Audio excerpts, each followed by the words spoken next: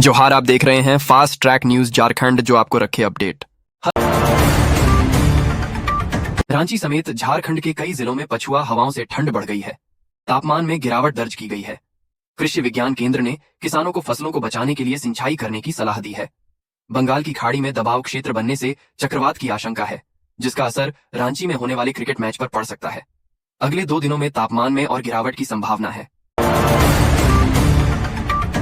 रांची में भारत और दक्षिण अफ्रीका के बीच होने वाले क्रिकेट मैच को लेकर उत्साह है। शहर के ज्यादातर होटल भर चुके हैं, खासकर इकोनॉमी क्लास के कमरे। बिजनेस क्लास के कमरे भी सीमित हैं और महंगे हैं। टीमों के लिए विशेष व्यवस्था की गई है। रेलवे स्टेशन रोड के होटल सबसे ज्यादा पसंद किए जा रहे हैं। मैच से होटल उद्योग को काफी फायदा हो रहा है। रांची न्यूज। अबुआ आवास समेत अन्य लाभकारी योजनाओं की दी जानकारी। कहा, सरकार का उद्देश्य प्रत्येक पात्र व्यक्ति को लाभ प्रदान करना।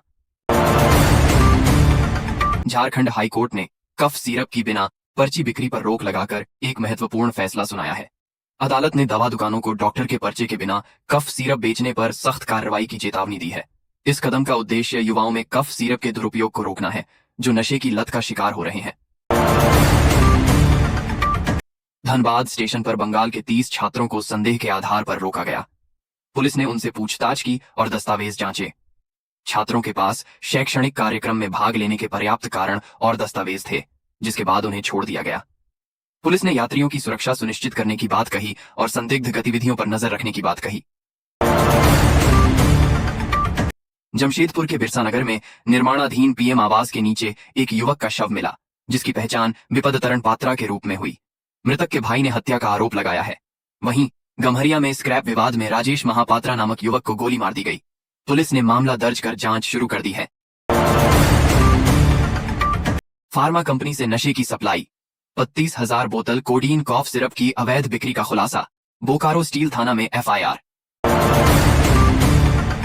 इंडिगो एयरलाइंस की दिल्ली देवघर फ्लाइट में यात्रियों का सामान दिल्ली में ही छूट गया।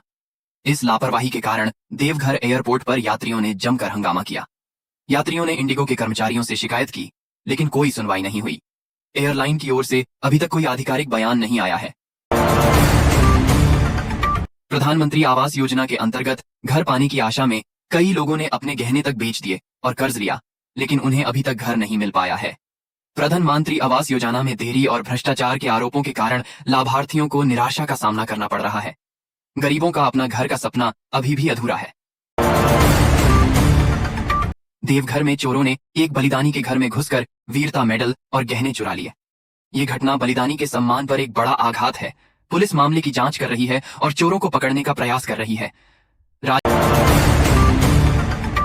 राजधानी के डोरंडा कॉलेज में बुधवार दोपहर लगभग 1 बजे के आसपास कॉलेज परिसर के अंदर स्थित बाथरूम में अचानक जोरदार धमाका हुआ।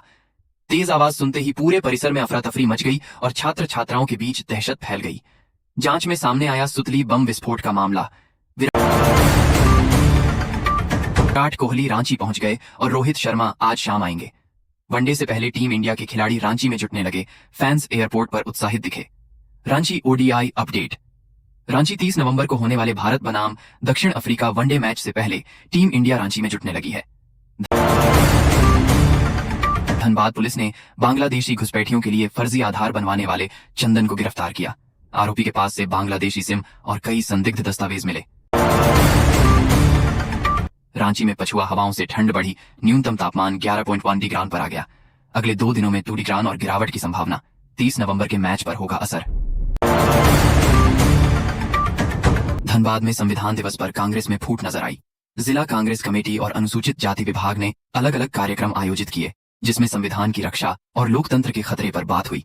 अनुसूचित जाति विभाग ने भाजपा सरकार पर संविधान पर हमला करने का आरोप लगाया, जबकि जिला कांग्रेस कमेटी ने भाजपा पर संविधान की हत्या का प्रयास करने का आरोप लगाया।